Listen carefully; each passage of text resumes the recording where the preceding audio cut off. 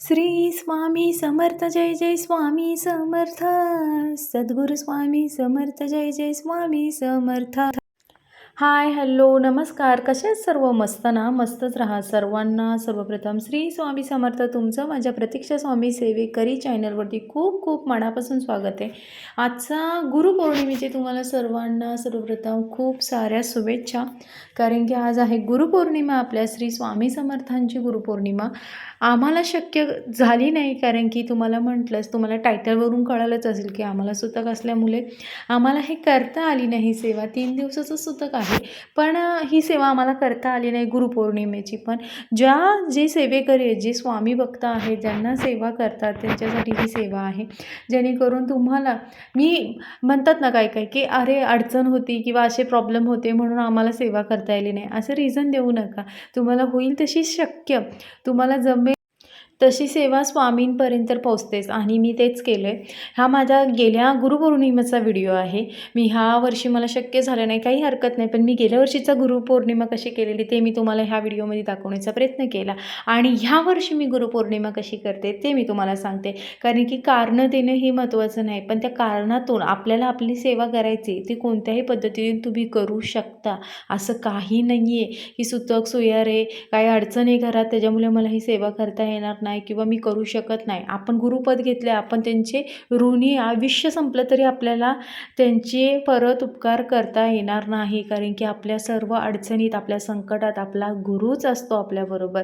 तर चला, उशीर न करता व्हिडिओला सुरुवात करते. मग मी कशा प्रकारे सेवा केली ते मी तुम्हाला दाखवते. तर बघा, आमच्याकडे सुतक असल्यामुळे मला काही स्वामींची सेवा करता आला नाही. मला पण असं मनातून खिंत वाईट वाटत होती की स्वामींकडे बघितल्यानंतर असं वाटतं त्यास दिवा लावता आला नाही किंवा धूप वगैरे लावता आला नाही. माझ्या स्वामींची गुरुपौर्णिमा आहे म्हणून मी काय शांत बसली नाही. माझं एकच ध्यान असतं की नाही, आपण काहीतरी करत राहायचं आणि सेवा करत राहायची. तर मग मी एकच विचार केला, असू दे, काही आपण दिवा नाही लावू शकत, धूप नाही लावू शकत, नाही लावलं काही हरकत नाही. मी श्री स्वामी समर्थांचा जप लावला.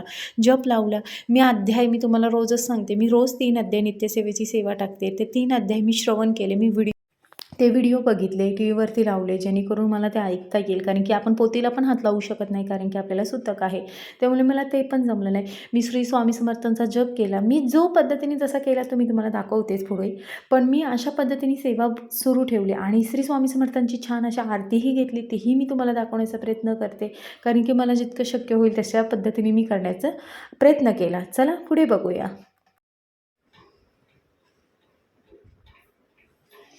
श्री स्वामी चरित्र सारामृत कथासार फळश्रुती व पारायण पद्धतीसह. अध्याय पहिला. कथासार. श्री गणेश, श्री सरस्वती, श्री गुरु, श्री कुलदेवता तसेच श्री अक्कलकोट निवास पूर्ण दत्तावतार यतिवर्य स्वामी राजा यांना वंदन करून ग्रंथचैत्य कैलास विष्णू बलवंत थोरात यांनी श्री स्वामी चरित्र सारामृत ह्या स्वामी चरित्र सारामृत कथासार फळश्रुती व पारायण पद्धतीसह. अध्याय 16वा. कथासार. श्री स्वामी समर्थ. ह्या अध्यायाच्या प्रारंभी करताना ग्रंथकार श्री स्वामी समर्थाविषयी सांगतात की भक्तजनांच्या रक्षणासाठी येथे रूप धारण करणारा श्री दत्तात्रयाने पृथ्वीवर अक्कलकोट येथे वास्तव केले आहे. त्यासोबतच ह्या अध्यायामध्ये येणारे श्रेष्ठ असे श्री स्वामी सुतांचे चरित्र. तर अशा प्रकारे श्री स्वामी समर्थांची मी आरती लावली. तर चला आपण आरती बोलूया. जय श्री स्वामी समर्था. आरती ओवाळी चरणी ठेवून या माता. जय देव जय श्री स्वामी समर्था. जय श्री स्वामी समर्था. आरती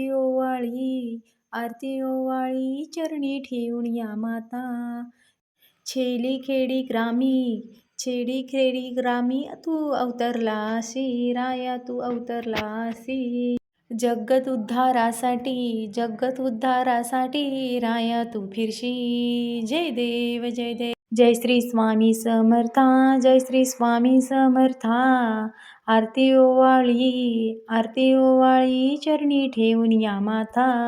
जय देव जय श्री स्वामी समर्था. जय श्री स्वामी समर्था. आरती ओवाळी चरणी ठेवून या माता. तर माझा मुलगा शाळेतून आला, त्याने असं मला ग्रीटिंग कार्ड वगैरे दिलं, फूल वगैरे दिलं. त्याच्या स्कूलमध्ये पण खूप छान असं गुरुपौर्णिमा केला आणि मिस्टरांना बोलवलेलं, त्यानिमित्ताने ते पण स्कूलमध्ये त्याच्या गेलेले आणि खूप छान मस्त वाटलं. आणि तर अशा प्रकारे गुरुपौर्णिमा आम्ही साजरी केली.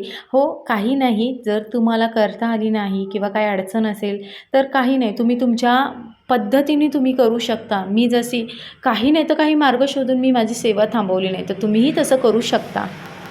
कारण मी दर टायमालाच म्हणते, देव हा भक्तीचा भुकेला आहे. मला खूप असं स्वामींकडे बघितल्यानंतर वाईट वाटत होतं, म्हणून त्यामुळे मी हा विचार केला, मार्ग शोधल्यानंतर सापडतो. मग मी तेच केलं.